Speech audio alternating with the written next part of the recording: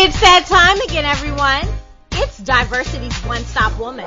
I am your hostess, Stacey A. Hill. Are you ready to be inspired, empowered, and uplifted? Then you don't want to miss this episode. Sit back, relax, and listen up. Hello, everyone. We are back, and I have with me today Miss Jan. Jan, what's your last name? It's Janet Nudelman. Janet Nudelman. So thank you so much for being a part of our show today, Janet. We really appreciate it. Can you tell us a little bit about yourself? Let's see. I wear two hats on a daily basis. I'm the Director of Program and Policy at the Breast Cancer Fund. We're a national organization based in San Francisco, the only nonprofit focused on preventing breast cancer by identifying and eliminating the environmental links to the disease. And I'm also the director of the Campaign for Safe Cosmetics, which is a project of the Breast Cancer Fund. Awesome. You guys are really in for something because we're going to talk more about the Safe Cosmetics Act and what it actually does. Janet, can you explain that to us, what the Safe Cosmetics Act is all about? The Safe Cosmetics Act of 2015 was introduced by Senator Dianne Feinstein from California, and also Senator Collins from Maine. It's a bipartisan bill that would literally overhaul the way that cosmetics are regulated in the United States. It would give the FDA the statutory authority and resources that it needs to more strictly regulate the cosmetics industry. Okay. Why is that a big deal? Like, is the FDA, aren't they already supposed to be monitoring what's in our products? Why? Yeah. Well, that is the $69 million question, indeed. Right. So, about 10 years ago, pretty much no one thought that the FDA was not regulating the safety of cosmetics. Everyone believes that the Federal Food and Drug Administration was regulating the safety of cosmetics and personal care products the same way that it regulates food and drugs. And now pretty much no one believes that that's the case. And I think that does have to do a lot with the successful education that the Campaign for Safe Cosmetics has done. The sad reality is that the $71 billion cosmetics industry is only regulated by 1.5 pages of federal law. Now, this is an industry the same size as the biotech industry. And what that means is cosmetics companies can use virtually any raw material in a finished cosmetic product without any pre-market testing, safety testing, or review by the FDA. And they not only can use virtually any raw material or ingredient, but they do, which is why we see the headlines blaring news stories about lead in lipstick, about formaldehyde in hair straightening products, and baby's bubble bath and shampoo. Wait, even for the children? So no one's monitoring what we're putting on our little newborn babies. Well, that's exactly right, and that's the really saddest part of the equation because babies and young children are so especially vulnerable to toxic, unsafe chemical exposures. And when we talk about cosmetics, the legal definition for cosmetics is anything that we rub or place on our bodies for the purpose of cleansing or beautification. So we're talking about shampoos, conditioners, lotions, hand wash, facial washes, toothpaste, deodorant, personal hygiene products as well as things beauty that products. We have to use, like things that we are using every single day. So yes, exactly. That's exactly right. So this is the more research.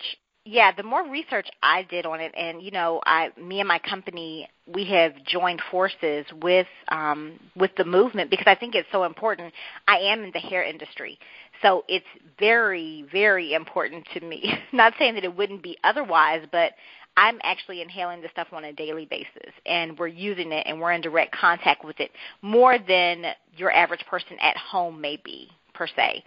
But for me, it's a matter of, how can, once you start multiplying a certain ingredient, whatever that ingredient is, like if they're saying that there's a safe amount, like point whatever percent, this is safe, so you can use this. But what I'm trying to get out there to people is the fact that when you start multiplying that 0.01 or 0 whatever percent times 4 or 5 products, it becomes a problem. Is that right? Yeah, you know what, that's exactly right. We did a survey of women's and men's personal care product use and discovered, and this is such a conservative estimate, that women on average use about 12 cosmetics and personal care products a day. And through just a simple, a use of a dozen products, the average woman is exposing herself to 126 unique chemical ingredients.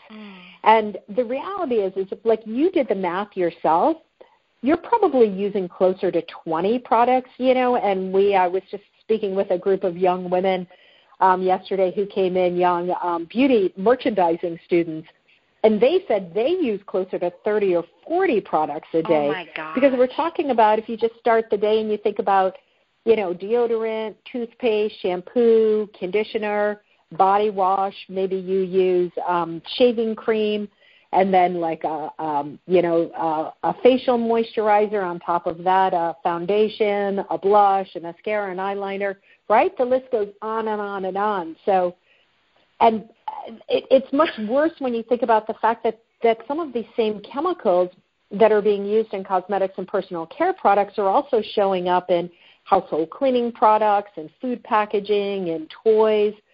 So we're not even giving ourselves a chance, basically. No, we're really not. Shower curtains. I mean, literally the list of exposures just goes on and on. We're not giving ourselves, like I said, a fighting chance. Like we're just constantly putting this stuff into our system. And our bodies don't even know how to handle it. Well, they don't, our bodies don't know how to process or metabolize a lot of these chemicals because they're petroleum-based ingredients. And, and so that's one problem. The other problem is that a lot of these chemical exposures are being related to later life diseases. So, we're not saying that exposure to a toxic chemical in any one cosmetic product will cause cancer. There isn't that direct line in terms of a smoking gun to causation. But we're saying these cumulative exposures day in and day out, especially for workers like you, like someone who's in a salon who's actually exposed 24/7, can add up to harm. Exactly. Tell us what can we do about this? How can we help support the movement? What can we do? Give us some tips on what we can do, and also if we do want to support, how to get in contact with that direct line to support. By visiting the Campaign for Safe Cosmetics website, which is safecosmetics.org, and looking at our red lists of chemicals of concern to avoid in shampoos, in nail products, in cosmetics, color cosmetics, hair care products, etc. The other thing you can do is you can use these apps. There's a couple of really good apps on the market today, and one of our favorites is called Think Dirty, and they currently have something like 400,000 products in their database because consumers are able to just like take a little photo of an ingredient label and send it to the app. And so then you can look in real time at the safety of the ingredients and the products that you're about to buy. And if you find that the product isn't safe, you can find a safer alternative. Consumers also need to become advocates for federal policy reform so that stricter government regulation of the cosmetics industry can take place. Okay. For them to join, going to safecosmetics.org, is that correct? Yes. Okay, awesome.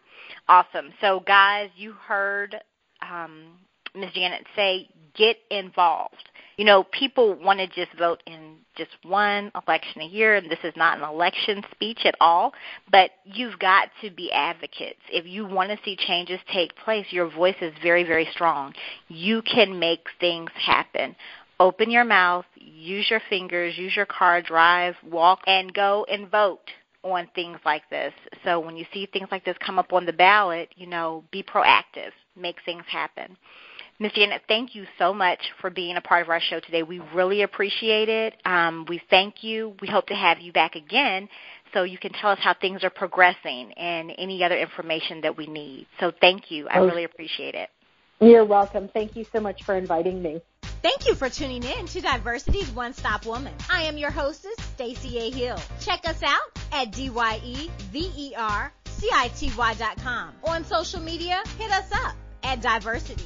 Give us a call at 706-922-8759. Choose Diversity because there's only one you. And remember, you do hold the power. What will you do with it? Love you guys. Bye.